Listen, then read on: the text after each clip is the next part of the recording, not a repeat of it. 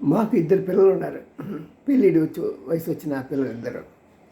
వాళ్ళిద్దరికీ పెళ్లి చేయాలని చెప్పేసి మ్యాట్రిమోనిలో మేము వెతుకుతూ ఉంటే ఫస్ట్ టైం పెళ్ళి పిల్లలకి కావాల్సిన మ్యాచెస్ దొరకట్లేదు. కానీ 40 సంవత్సరాలు దాటిన తర్వాత వాళ్ళకి మాత్రం బ్రహ్మాండంగా మ్యాచెస్ దొరుకుతున్నాయండి, ఆడగానే మొక్క కానీ. ఇదేంటో మనకు అర్థం కావట్లేదు. సాధారణంగా ఈ యొక్క మ్యాట్రిమోనీ సర్వీసెస్లో ఏదైతే పోస్టింగ్లు పెడుతున్నారో ఆ పోస్టింగ్లు అన్నీ కూడా చాలా కేర్లెస్గా, ఇంకోటి అంటే అక్కడ దాంట్లో మనుషులు చూస్తుంటే వీళ్ళంతా కూడా సౌత్ ఆఫ్రికా నుంచి వచ్చారా, ఉగాండా నుంచి వచ్చారా అనిపిస్తుంది. వాళ్ళకన్నా కూడా మనం బయట చూసుకుంటే మన పనమ్మాయిల పిల్లలు కానీ లేకుంటే కూరలు అమ్మేవాళ్ళు కానీ ఎంతో చక్కగా ఉంటున్నారు.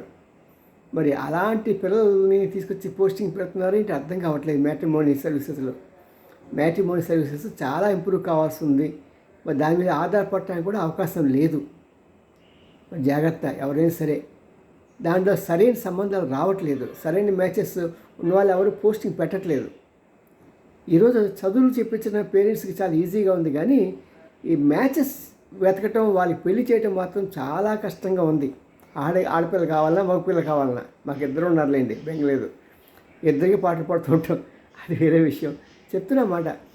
మరి ఇలాంటి సమయంలో ఎవరైనా సరే జాగ్రత్తగా ఉండండి. అంటే ప్రతి వాళ్ళు కూడా ఆడగానే మగ్గాని పక్క వారిని అడ్వాంటేజ్గా తీసుకొని ఈ మ్యాట్రిమోనీ సర్వీస్లో చాలా మోసాలు చేస్తున్నారు. జాగ్రత్త. వాళ్ళే కాదు, ఈ కంపెనీలు మోసాలు చేస్తున్నాయి. మీకు తెలుసా, తీసుకునే కట్నంలో మళ్ళీ పర్సంటేజ్ అంట ఈ మ్యాట్రిమోనీ సర్వీసెస్కి. బాపురే, వీళ్ళు దొంపలు లేగా.